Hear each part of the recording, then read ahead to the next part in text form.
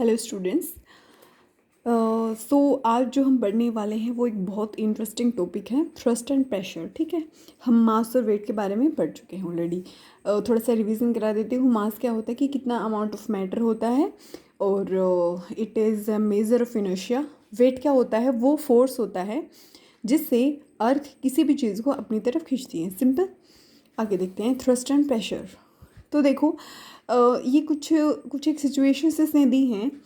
तो ये पूछ रहे हैं कि एक कैमल है, वो क्यों डेजर्ट में इजीली दौड़ सकता है, ठीक है, जबकि हम चल भी नहीं सकते इतनी इजीली।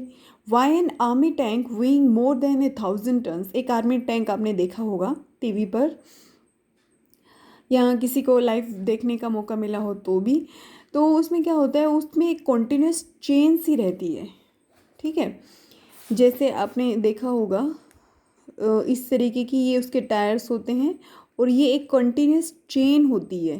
ठीक है, तो ये क्यों कंटिन्यूस ऐसी चेन दी जाती है? वाई ए ट्रक और ए मोटर बस हैज़ मच वाइडर टायर्स। आपने देखा होगा साइकिल के टायर्स, ठीक है, और फिर अगर उसका कंपैरिजन करो आप कार के टायर से, और फिर उसका कंपैरिजन करो एक ट्रक के टायर से, सो आप देखते हो कि हर एक केस में उसकी जो विड्थ है वो हर केस में ज़्यादा होती जाती है। तो ऐसा क्यों है?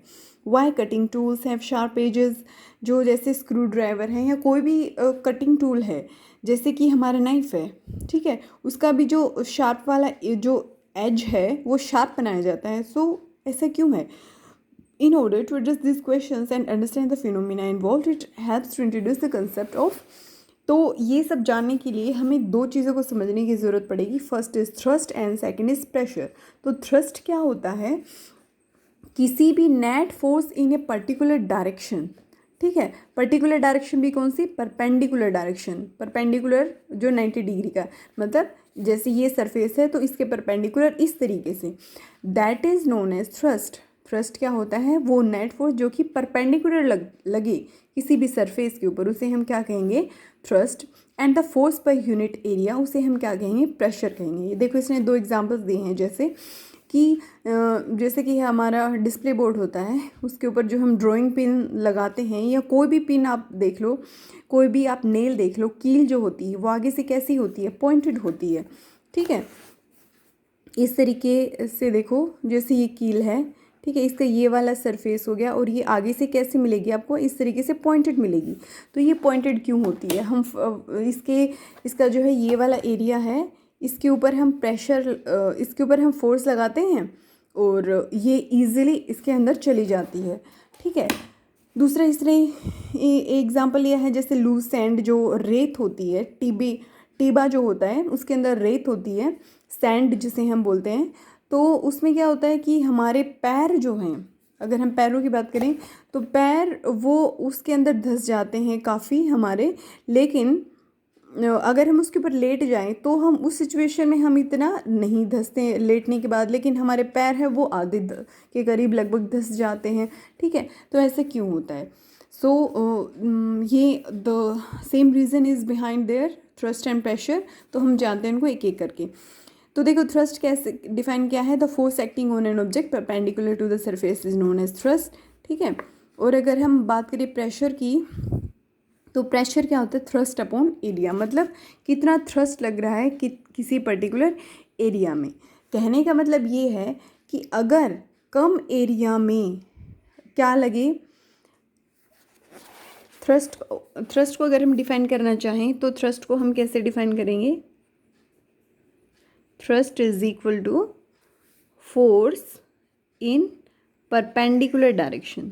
ठीक है, तो क्या है, जैसे कि इस नेल की अगर हम बात करें तो यहाँ पर ये जो एरिया है, और दूसरा हमने पढ़ा है अभी pressure is equal to thrust upon area.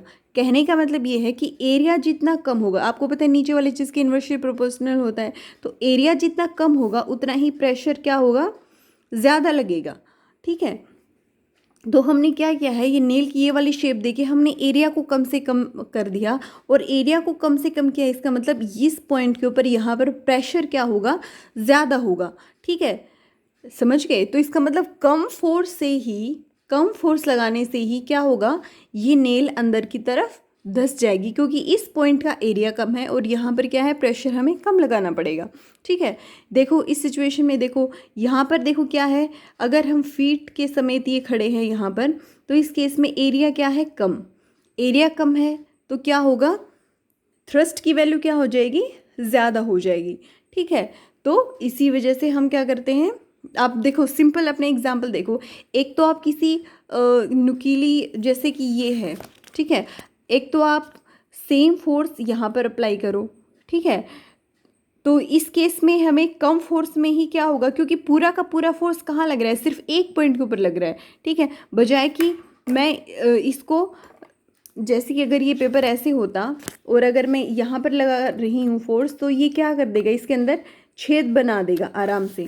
ठीक है, क्योंकि पूरा का पूरा फोर्स, मान लो कि 5 न्यूटन फोर्स है, वो पूरा का पूरा फोर्स क्या है, इस पॉइंट के ऊपर लगा और इसने क्या कर दिया, एक होल क्रिएट कर दिया। लेकिन अगर मैं वही फोर्स, उतना ही फोर्स अगर इस पेन के ऊपर लगाऊं, तो इस केस में क्या हो जाएगा, एरिया ज़्यादा हो जाएगा।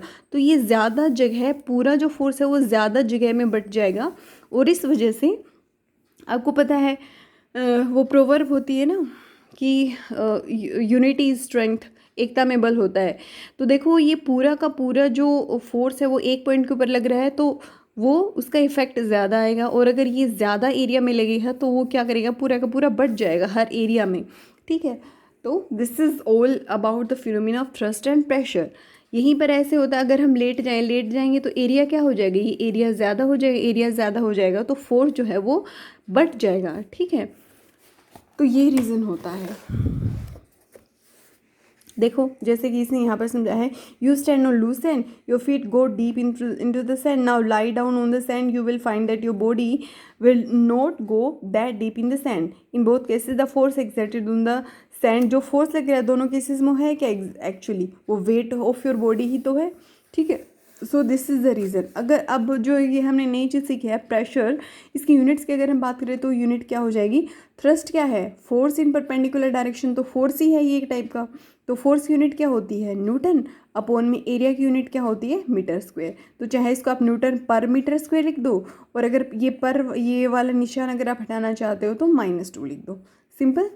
देखो अब जो इसको हम न्यूटन पर मीटर स्क्वायर को हम पास्कल भी बुलाते हैं, क्योंकि इस फिजिकल क्वांटिटी के बारे में ब्लेज पास्कल ने बताया था, और इस वजह से हम PA से भी इसकी यूनिट को डिनोट करते हैं। ठीक है, अब हम देखते हैं एक न्यूमेरिकल से। न्यूमेरिकल में क्या होता है, बेसिकली हम जो भी चीज़ हमने सीखी है उसका हम यूज़ करना सीखें। This is the logic behind giving numericals in science. तो देखो हम क्या करते हैं, एक ब्लॉक लेते हैं जिसका इसने मास दे रखा है 5 kgs, और इसके डायमेंशंस दिए हैं इसने 40 × 20 × 10, मतलब लेंथ 40 है, ब्रेथ 20 है, और इसकी हाइट 10, या कोई भी हम मान सकते हैं डायमेंशन, ऐसा कुछ नहीं कि LBH ही ले। तो इसने इसके डायमेंशंस दे दिए हैं। तो find the pressure exerted by the wooden block on the table top if it is made to lie on the table, top 5 with its side of dimensions 20 × 10 and 40 × 20। ये कह रहा है कि हमें निकालना है प्रेशर, ये कितना प्रेशर लगाएगा अगर हम इसको 20 × 10, अगर ये जो सरफेस है इसको नीचे की तरफ रखें। एक सिचुएशन तो ये हो गई, दूसरी क्या है, अगर हम इस बार कैसे कर दें, इसको 10 और 40 वाली जो डायमेंशंस है उसको नीचे की तरफ रखें, मतलब एक बार इसको ऐसे खड़ा कर दें और एक बार इसको इस तरीके से 40 × 10 वाली डायमेंशन में रखें। ठीक है, तो देखो दोनों ही केसेस में प्रेशर अलग अलग होगा। हमने यही पढ़ा है ना कि जिसका एरिया है, एरिया के अकॉर्डिंग प्रेशर की वैल्यू होती है, अगर एरिया कम है तो प्रेशर की वैल्यू ज़्यादा होगी। ठीक है, तो देखते हैं यहाँ पर हम क्या करते हैं, the mass of wooden block कितना है, 5 kgs, डायमेंशंस के दे ही रखी हैं। ठीक है, तो सबसे पहले हम थ्रस्ट की वैल्यू निकालें। थ्रस्ट क्या होता है, फोर्स ही होता है, और फोर्स क्या होता है, M × A होता है, लेकिन यहाँ पर क्या हो जाएगा, A की जगह पर G हो जाएगा। ठीक है, तो मास इसका 5 kgs दे रखा है और G की वैल्यू 9.8 आ गई है। ठीक है, तो दोनों की वैल्यू पुट करेंगे 49।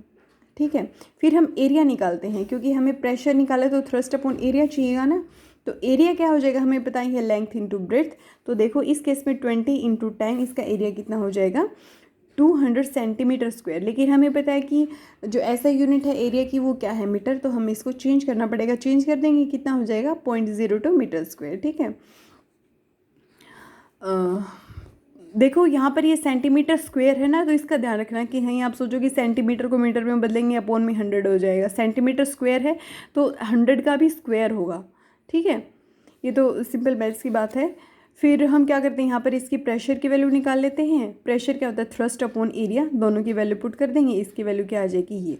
ठीक है, तो जब हमने 20 × 10 वाला ये रखा था, मतलब जब एरिया कितना था 0.02 था, तो इस केस में प्रेशर की वैल्यू इतनी आई है। ठीक है, फिर हम आगे देखते हैं व्हेन द ब्लॉक लाइज जब 40 × 20 वाली साइड में, फिर हमें क्या करना है, सेम टू सेम जो पूरा प्रोसीजर है वो सेम टू सेम फॉलो करना है, बस डायमेंशन हमें अलग कर देनी है 40 × 10। तो भाई एरिया हम निकालेंगे 40 × 20 800, और इस केस में कितनी वैल्यू है इसकी 0.08। ठीक है, तो देखो जब एरिया ज़्यादा है तो उस केस में प्रेशर की वैल्यू क्या आई है, देखो कम आई है 612। यहाँ पर देखो एरिया था 200 सेंटीमीटर स्क्वायर जब था, तो 2450 प्रेशर की वैल्यू ज़्यादा आई थी। ठीक है, इनवर्सली प्रोपोर्शनल। तो देखो इस केस में कितना हो जाएगा, वहीं हम सेम निकालेंगे, फोर्स इनटू में सॉरी थ्रस्ट अपॉन एरिया, ये वैल्यू आ जाएगी। तो the pressure exerted by the sides, हमने देखा कि जब एरिया क्या था, कम था, 200 था, तो प्रेशर की वैल्यू ज़्यादा है 2450। ठीक है, इसका मतलब कम एरिया के ऊपर, कम एरिया है वो ज़्यादा प्रेशर लगा पाएगा। ठीक है, समझ गए। और अगर ज़्यादा एरिया है, जैसे 800 था, तो इस केस में इस प्रेशर की वैल्यू भी क्या हो गई है, कम हो गई है, तो कम प्रेशर लगा पाएगा वो चीज़। ठीक है, सो ये था कि हमने सॉलिड्स में किस तरीके से थ्रस्ट और प्रेशर का रोल होता है। नेक्स्ट जो हम पढ़ेंगे वो है प्रेशर इन फ्लूइड्स। फ्लूइड्स क्या होते हैं, गैस और लिक्विड, तो उसके अंदर हम पढ़ेंगे कि प्रेशर का क्या रोल है, लेकिन ये हम पढ़ेंगे नेक्स्ट क्लास में। आज के लिए इतना ही। If you have any question you can ask me. Thank you, have a good day.